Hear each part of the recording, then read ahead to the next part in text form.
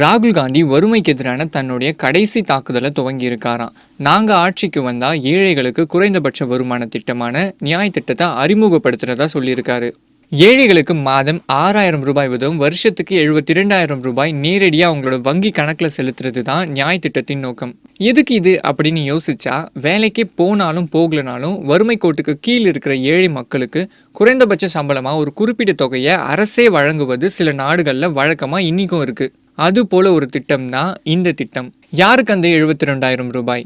ஏழைகள்னு ராகுல் காந்தி யாரை குறிப்பிடுறாரு தெரியுமா? 2011 புள்ளி விவரப்படி ஒரு குடும்பத்தோட மாத வருமானம் 12,000 ரூபாய்க்கு கீழே இருந்தா அவங்க தான் ஏழைங்க. இந்தியாவில் 20% மக்கள், அதாவது 5 கோடி குடும்பங்கள், 25 கோடி மக்கள் இதனால பயன்பெறுவாங்களாம். இது நடைமுறைக்கு வந்தா அரசுக்கு இதனால் ஆகும் செலவு எவ்வளவு தெரியுமா? 3.6 லட்சம் கோடி.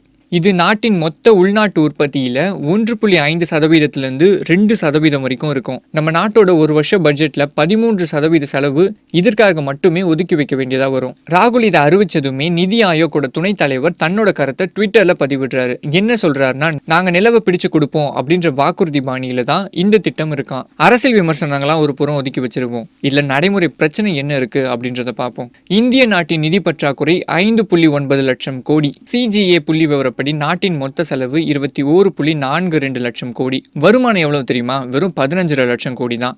வரவுக்கு மீறிய செலவு தான் ஏற்கனவே இந்திய நாடுல ஓடிக்கிட்டு இருக்கு. இப்ப ராகுலோட இந்த அறிவிப்புக்கு பின்னாடி ஒரு 5 கேள்விகள் தோணுது. இப்போ இந்த திட்டத்துக்கு ஏது பணம்? இந்த திட்டம் வந்தா ஏற்கனவே இருக்கும் திட்டங்கள் என்ன ஆகும்? வரியை குறைப்போம் அப்படின்னு ராகுலோட மற்றொரு வாக்குறுதியோட அடிப்படையில பார்க்கும் பொழுது நாட்டோட வருமானம் ஏற்கனவே இன்னும் குறைய போகுது. அப்ப இதற்கான பணம்? பழைய புள்ளி விவரத்தை வச்சு எப்படி 5 லட்சம் குடும்பங்களை தேர்ந்தெடுக்க முடியும்?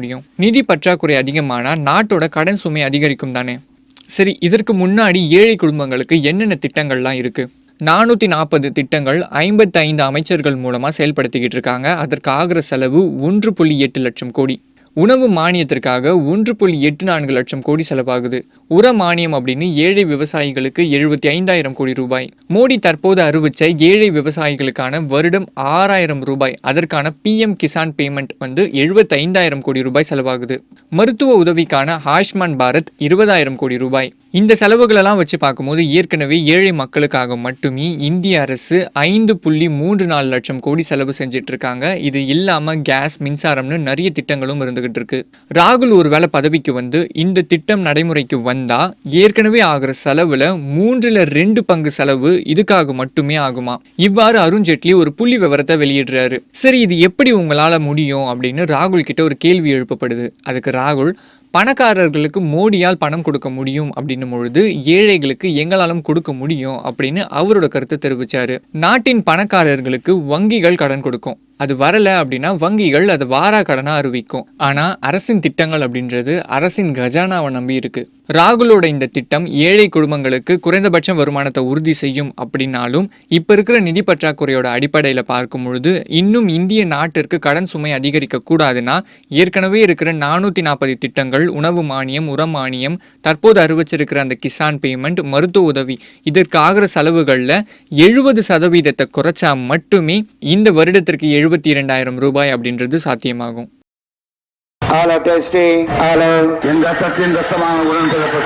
என் உயிரினும் மேலான அன்பு உடன்பிறப்புகளே, செய்வீர்களா? நீங்கள் செய்வீர்களா? அத்தனை கட்சி கூவி கூவி அழைச்சு இன்னைக்கு கூட்டணி சேர்த்திட்டு இருக்கிறாங்க. யுத்தம் செய்ய மாட்டேன்னு போயிட்டேன்னு சொன்ன உடனே கோவலைன்னு சொல்லுவாங்க.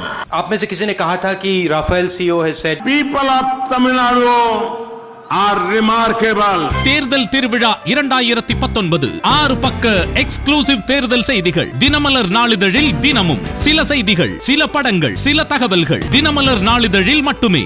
தினமலர், உண்மையின் உரைக்கல்.